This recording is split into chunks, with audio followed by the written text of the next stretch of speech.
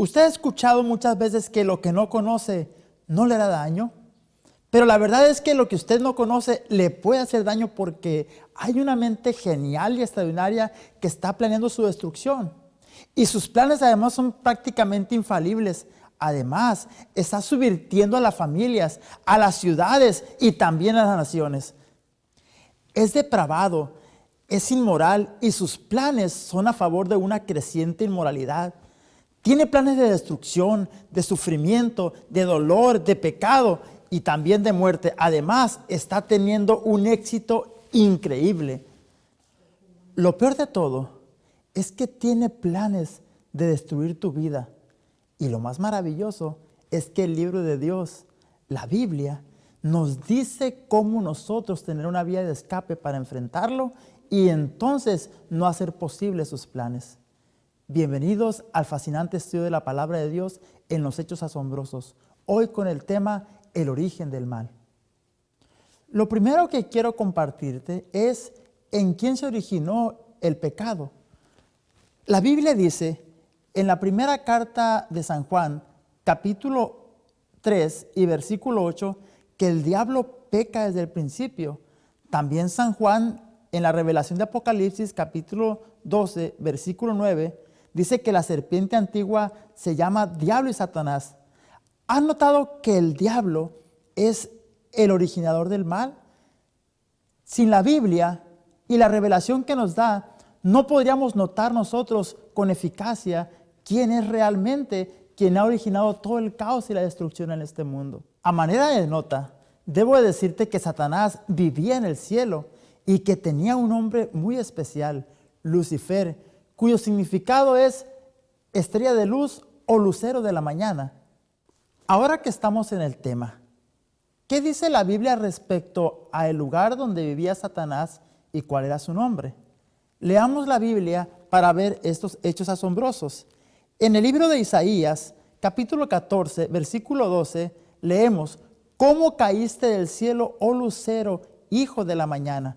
También Lucas capítulo 10, versículo 18 dice: yo veía a Satanás caer del cielo como un rayo.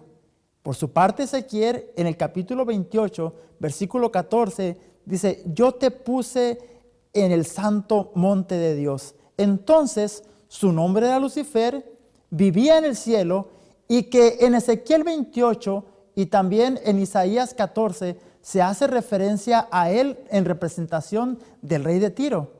Algo más para analizar. ¿Cuál era el origen de Lucifer? ¿Qué cargo importante desempeñaba? ¿Cómo lo describe la Biblia?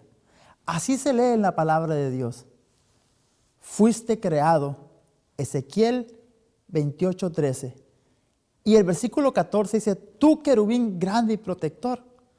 Además, también nos menciona: tú eras el sello de la perfección, lleno de sabiduría y acabado de hermosura. Toda piedra preciosa era tu vestidura.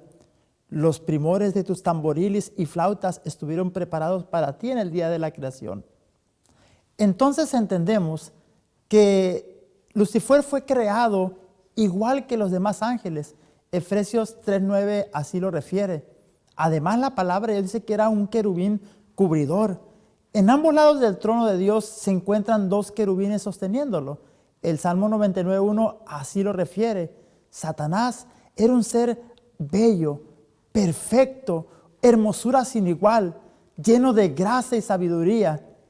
Algunos creen que era quien dirigía el coro celestial, donde se alaba día y noche a Dios. ¿Te das cuenta que Lucifer, un ángel creado por Dios, lleno de sabiduría y de gracia, ocupaba un lugar prominente en el trono de Dios? Entonces, ¿qué ocurrió en la vida de Lucifer que lo condujo al pecado? ¿Cuál fue ese pecado o blasfemia que lo llevó a atentar contra Dios? La Biblia dice, como un hecho asombroso, en el capítulo 28 de Ezequiel, versículo 17, se enalteció tu corazón a causa de tu hermosura, corrompiste tu sabiduría a causa de tu esplendor. También Isaías, en el capítulo 14 y versículos 13 y 14, dice: tú que decías en tu corazón, junto a las estrellas de Dios levantaré mi trono, y seré semejante al Altísimo. Esa es una respuesta nada agradable, porque en Lucifer surgieron celos, descontento, envidia. Eso lo llevó a querer destituir a Dios de su trono. En realidad, esa era una traición de lo peor. Como nota importante, nos podemos preguntar, ¿por qué es tan importante la adoración? Y la respuesta es que la adoración es un factor clave entre la existencia de Dios y Satanás. La verdad es que los seres humanos fuimos creados para ser felices y la única felicidad real que nosotros podemos tener es encontrarnos con nuestro Dios a través de la adoración.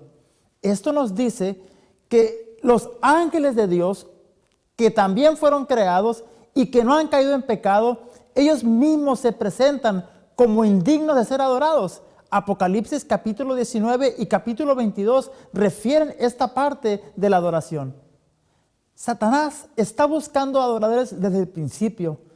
Siglos después, en el monte de la tentación, lo refiere el capítulo 4 del Evangelio según San Mateo, vino para rogar casi obligatoriamente ser adorado por el mismo Jesús que había creado los cielos y la tierra.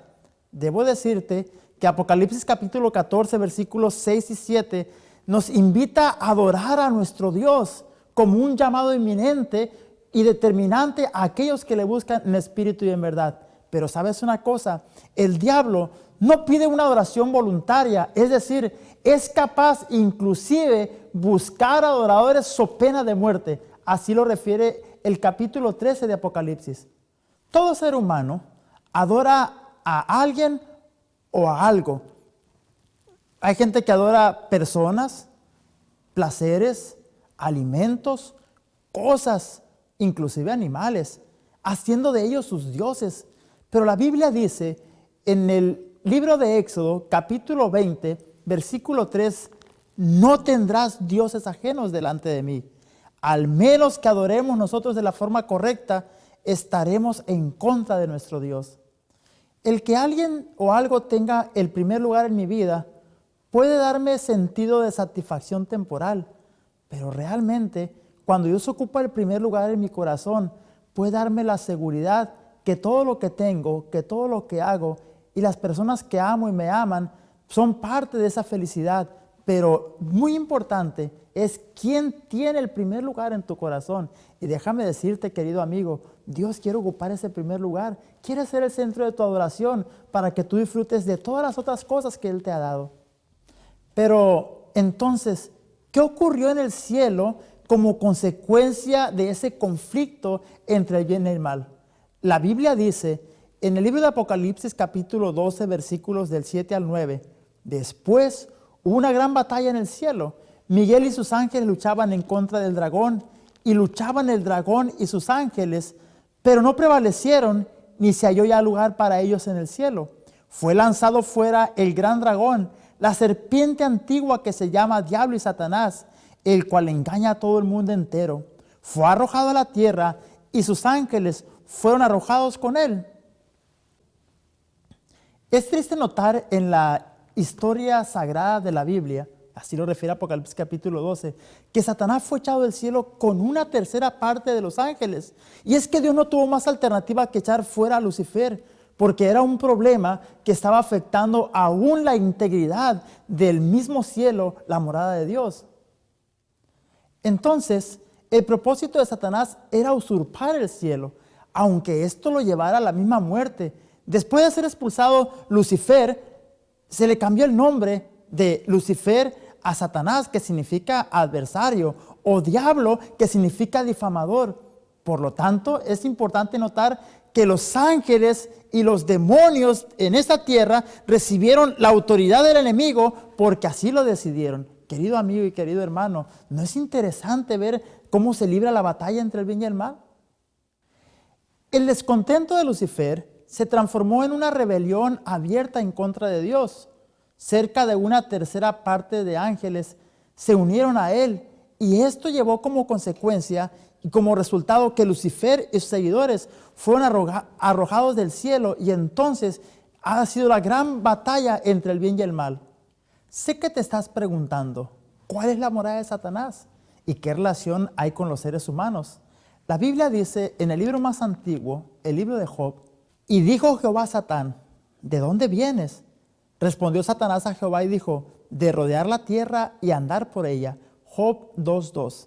Apocalipsis capítulo 12 y versículo 12 dice, ay de los moradores de la tierra y del mar, porque el diablo ha descendido a vosotros con gran ira, sabiendo que le queda poco tiempo. Primera de Pedro capítulo 5 versículo 8 refiere, vuestro adversario el diablo, como león rugiente, anda alrededor buscando a quien devorar. ¿Has notado cómo, contrario a la opinión popular, la sede de Satanás es en la tierra y no en el infierno? Dios le dio a Adán y a Eva el dominio sobre esta tierra. Génesis capítulo 1, versículo 26 lo explican con claridad. Cuando pecaron, entregaron su autoridad a Satanás. Así lo menciona San Pablo en el libro de Romanos capítulo 6 y versículo 16. Que entonces Satanás se convirtió en el gobernante de este mundo. San Juan así también lo hace notar en el capítulo 2 y versículo 31. ¿Sabes? Satanás odia encarnecidamente a los seres humanos porque no puede tocar a Dios. Y entonces se dirige en contra de sus hijos. Él es un asesino empedernido que desea destruirle a usted y también a mí. Y de esa manera cree que va a hacer sufrir a Dios. Puede que esto sea así, pero Satanás, entendiendo que no puede hacer nada en contra del soberano, entonces tú y yo nos hemos convertido en su razón, en la razón de su existencia. Otra pregunta que podríamos hacernos, que podemos responder con los hechos asombrosos de la Biblia es, ¿qué les prohibió Dios que hicieran a Adán y a Eva y cuáles serían las consecuencias de la desobediencia? La Biblia dice en el libro de Génesis capítulo 2 y versículo 17, mas del árbol de la ciencia del bien y del mal no comerán, porque el día que comieran de ese árbol, ciertamente morirán.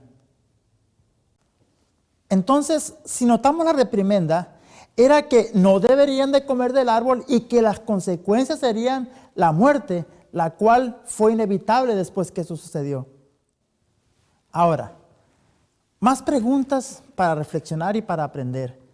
¿Qué agente usó Satanás para engañar a Adán y a Eva y qué mentira empleó? Mira, vamos nuevamente a la Biblia y vamos a encontrar la respuesta.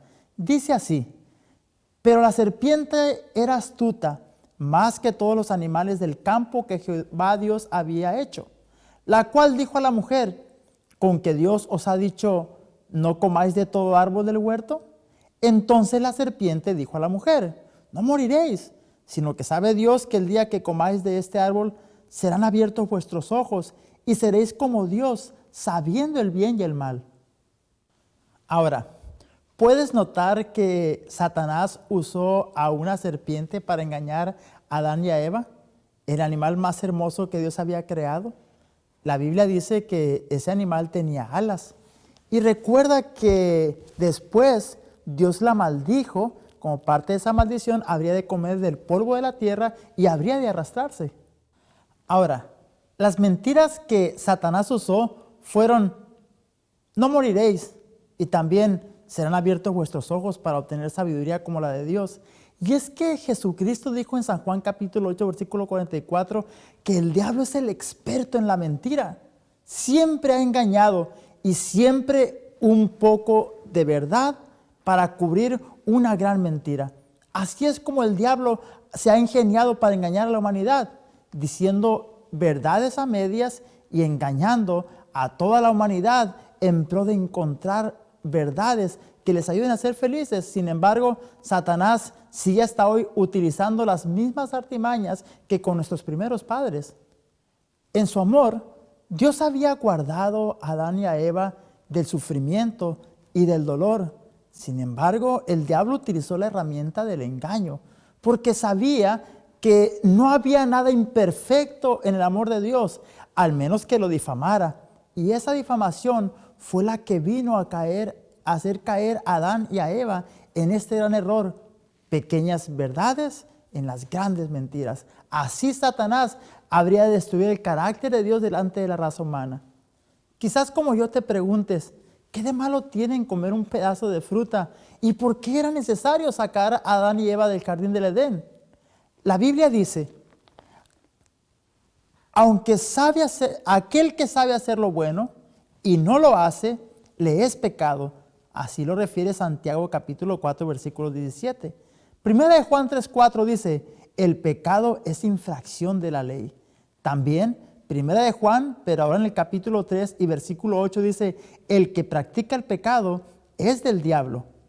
Además, y dijo Jehová a Dios, he aquí el hombre es como uno de vosotros sabiendo el bien y el mal. Ahora pues, que no alargue su mano y tome también del árbol de la vida y coma y viva para siempre.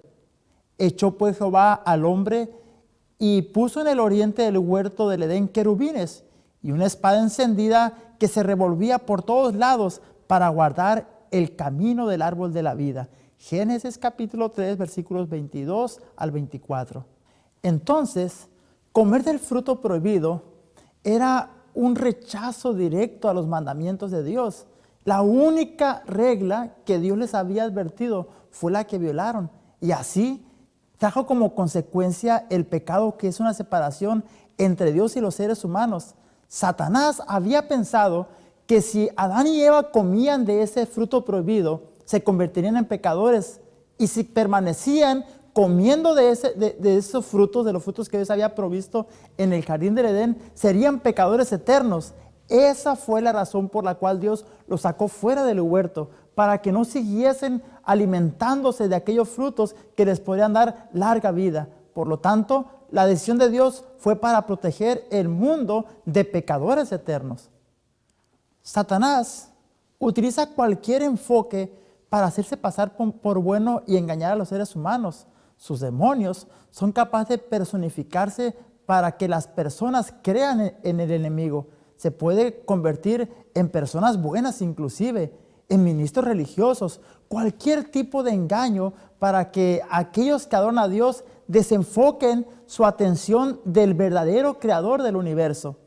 Entendemos en la Biblia que cuando Cristo venga, todo ojo le verá, y que cuando viene a esa tierra, Él no tocará este mundo cuando venga por segunda vez.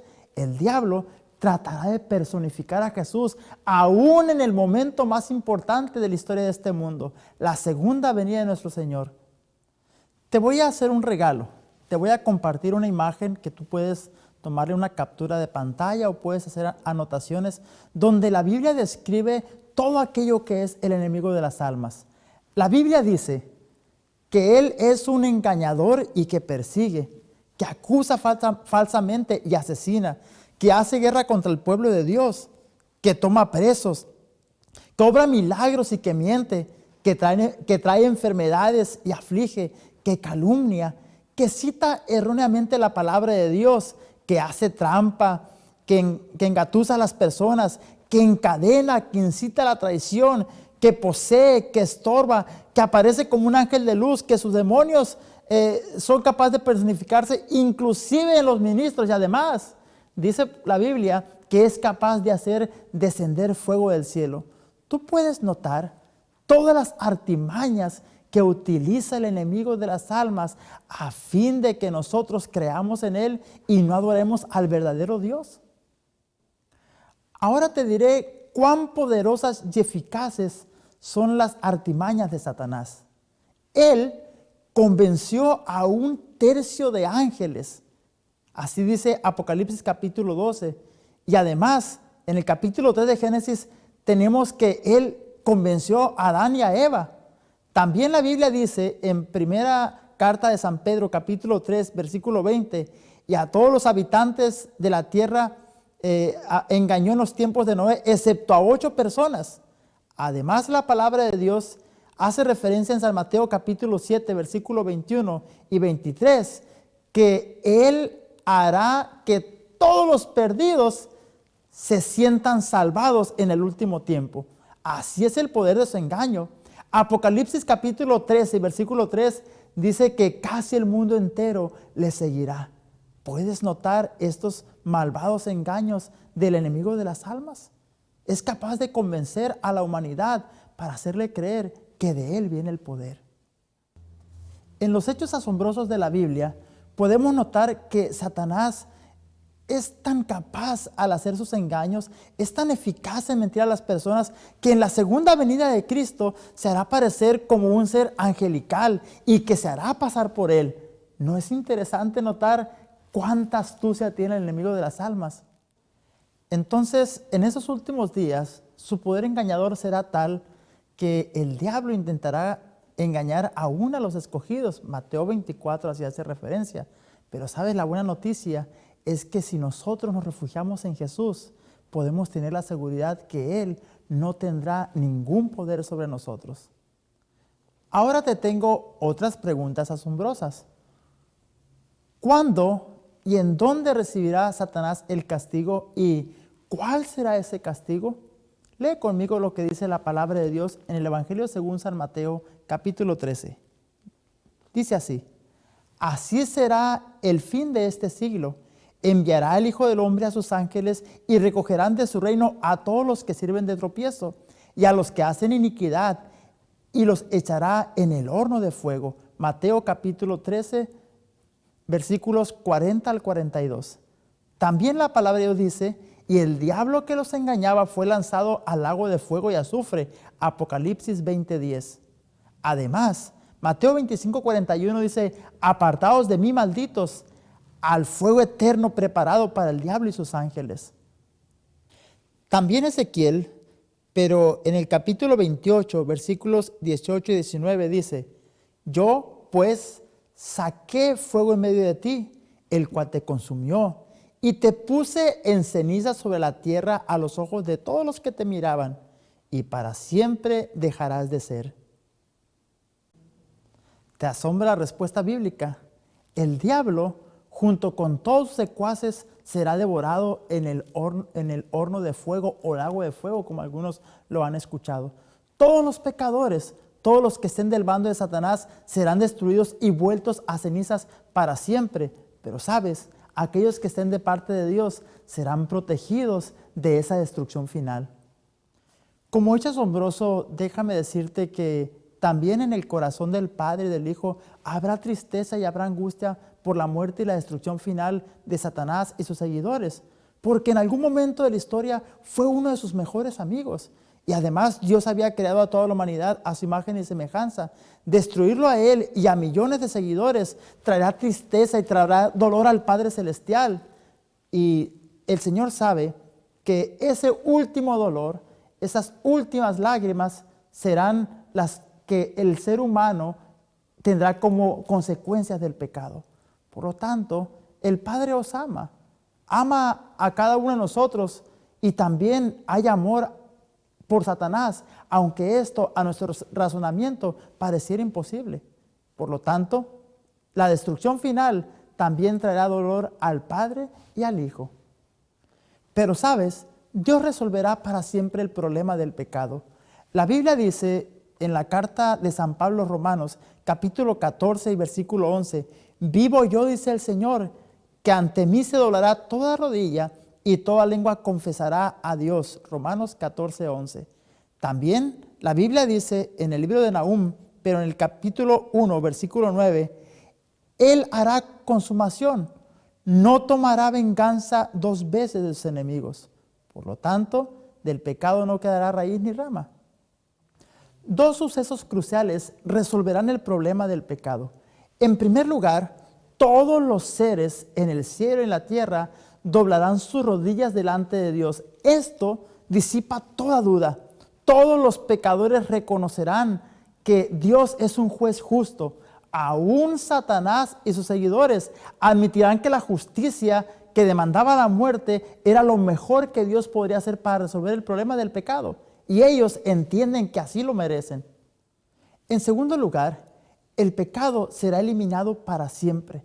Habrá destrucción total del pecado, los pecadores, el diablo y sus ángeles. ¿Y sabes qué es lo más interesante? Que nunca más se volverá a levantar el pecado en la raza humana, porque entonces Dios nos santificará por la eternidad.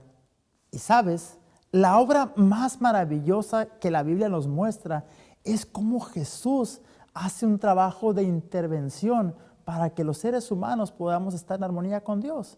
La Biblia dice en la primera carta de San Juan, capítulo 3, versículo 8, para todo esto apareció el Hijo del Hombre, para deshacer las obras del diablo.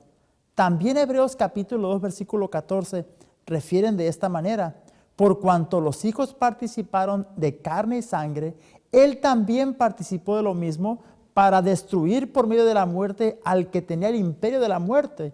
Este es el diablo.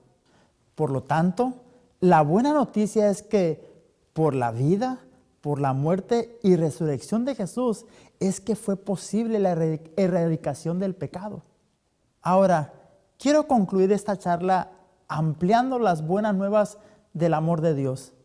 Leyendo en la Biblia algunas promesas, podemos comenzar en el Evangelio según San Juan, capítulo 16, versículo 27, que dice, el mismo Padre os ama. Además, San Juan capítulo 3, versículo 16, un texto ampliamente conocido, dice, porque de tal manera amó Dios al mundo, que ha dado su Hijo unigénito para que todo aquel que en él cree no se pierda, mas tenga vida eterna. El Padre ama tanto a las personas como el Hijo. En la vida de Jesús, el propósito principal fue demostrar el carácter del Padre Celestial, de tal forma que los seres humanos vieran al Padre en el Hijo. Déjame decirte, querido amigo, que la Biblia hace referencia de ese mismo Dios cálido, de ese Dios amoroso, de ese Dios que es en toda la extensión de la palabra, nuestro Padre. Tú lo puedes leer en el Evangelio según San Juan y capítulo 5. El mismo Padre os ama. Así es Dios. Y es entonces que Satanás representa amar al Padre. Satanás cree y enseña falsamente a las personas que Dios es un Padre insensible, ingrato, exigente, que es un Dios demasiado serio y que además no es capaz de pasar tiempo alegre con las personas. Pero así es Satanás, siempre luchando para que el carácter de Dios sea destruido en el corazón de aquellos que Él ama y que también le aman. Incluso presenta las calamidades de este mundo como actos de Dios. Pero ¿sabes una cosa? Jesús vino a limpiar el nombre de Dios de aquellas deformaciones, de aquellas imágenes que Dios había colocado en la humanidad respecto a quién era realmente el Padre Celestial. Pero ¿sabes? Isaías capítulo 49, versículo 15, dice que el amor de Dios es inclusive más grande que el amor de una madre. ¿Te imaginas? El Padre está ansioso por asegurar la felicidad eterna de cada uno de sus hijos. Él ha preparado un lugar fabuloso para aquellos que le siguen.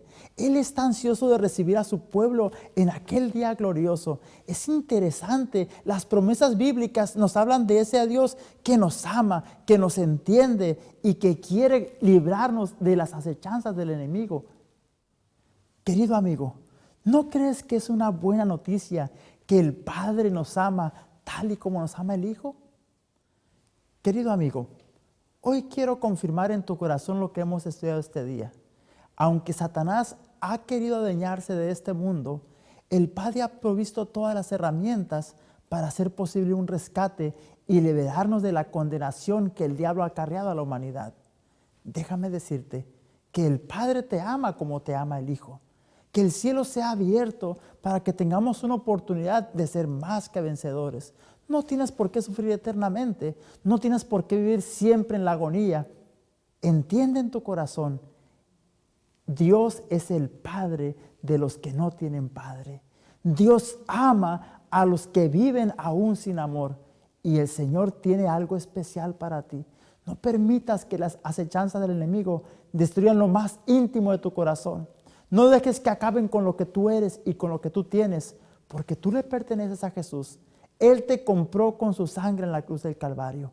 Y entonces debo de preguntarte, ¿dejarás que Dios gobierne tu vida?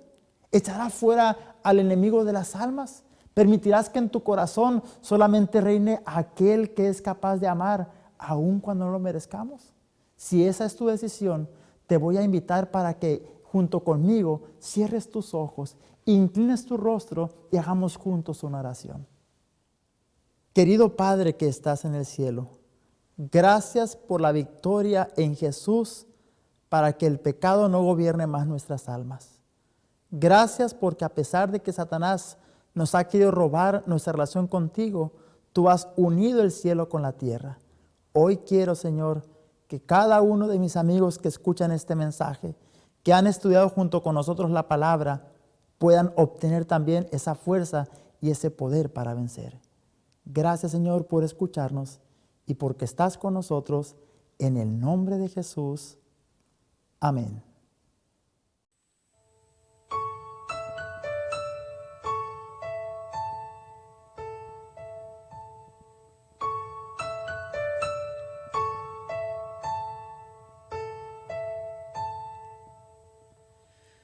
Mi vida controlé,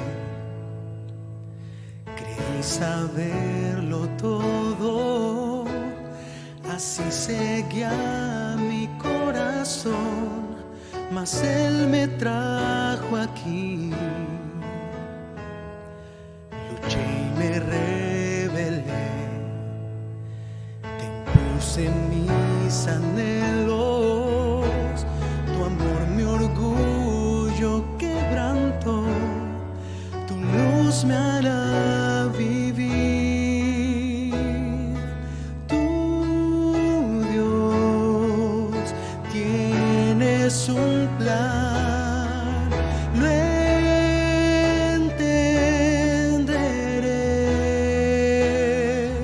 Ya nada voy a cuestionar, pues tú, Dios, tienes un plan.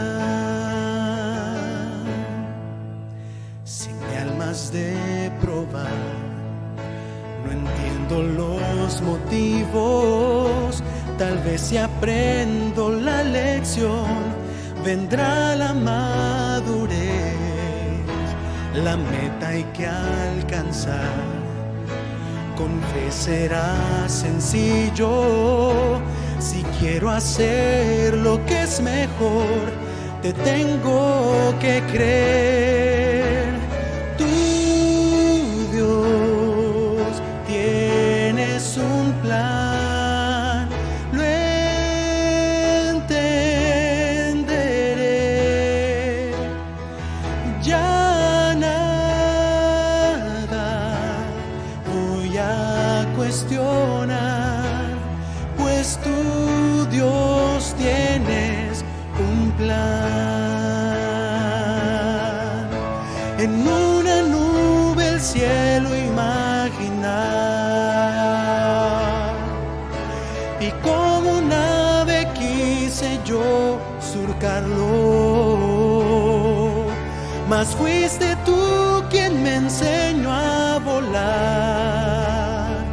Si a tu voz atiendo, de ti aprendo